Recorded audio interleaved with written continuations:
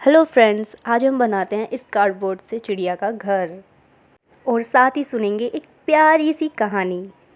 इससे आप चिड़िया का घर बनाना भी सीख जाएंगे और साथ ही एक सुंदर सी प्यारी सी कहानी भी सुन पाएंगे। जैसे सब बोलते हैं वैसे ही फटाफट लाइक शेयर एंड अगर आप नए हैं तो सब्सक्राइब कर देना। अगर आपने कर रखा है तो थैंक यू, धन्यवाद बहुत बहुत। चलिए शुरू करते हैं आज की प्यारी सी कहानी, चिड़िया की कहानी। एक बार एक छोटी सी चिड़िया जंगल के ऊपर से गुजर रही थी। उसे अपने बच्चों के लिए एक पेड़ की तलाश थी।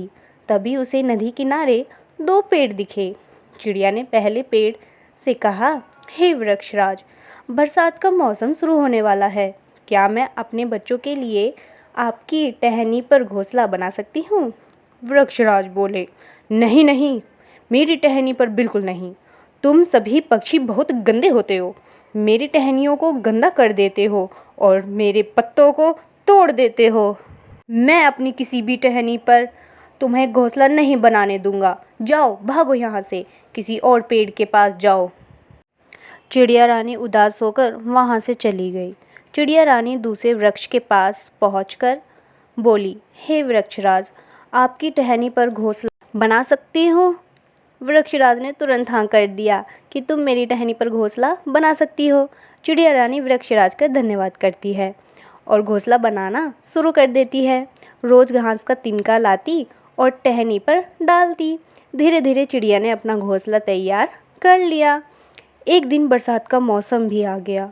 बहुत तेज आंधी, तूफान और बरसात होने लगी, जिसके कारण बाढ़ भी आ गई। नन्ही चिड़िया अपने घोंसले को कसकर पकड़कर बैठ गई। तभी अचानक बूढ़ा पेड़ अचानक से गिर गया और तेज पानी के बहाव में वह बहने लगा। चिड़िया बोली, सुनो सुनो, कहाँ बहे जा रहे हो? पहले मेरी बात तो सुन लो, फिर बह जाना। हर एक को उससे कर्मों का फल जरूर मिलता है। याद है तुम्हें? तुमने मुझे घोंसला बनाने के लिए मना कर दिया था और देखो तुम्हें तुम्हारे उस कर्म की सजा मिल रही है। बूढ़ा पेड़ उसकी बात सुनकर मुस्कुराया और बोला, मैं जानता था मेरी जड़ें बहुत कमज़ोर हो चुकी हैं और मैं इस वर्ष बरसात के मौसम में नहीं टिक पाऊंगा। मैं तुम्हारे और तुम्हारे बच्चों की जान खतरे में नहीं डालना चाहता था। पेड़ चिड़िया से माफ़ी मांगता है और वह पानी में बह जाता है और चिड़िया उसे देखती रह जाती है। इस कहानी से हमें यह शिक्षा मिलती है कि हमें किसी के इनकार को उसकी कठोरता नहीं समझनी चाहिए। क्या पता किसी के इनकार में आपका भला छुपा हो।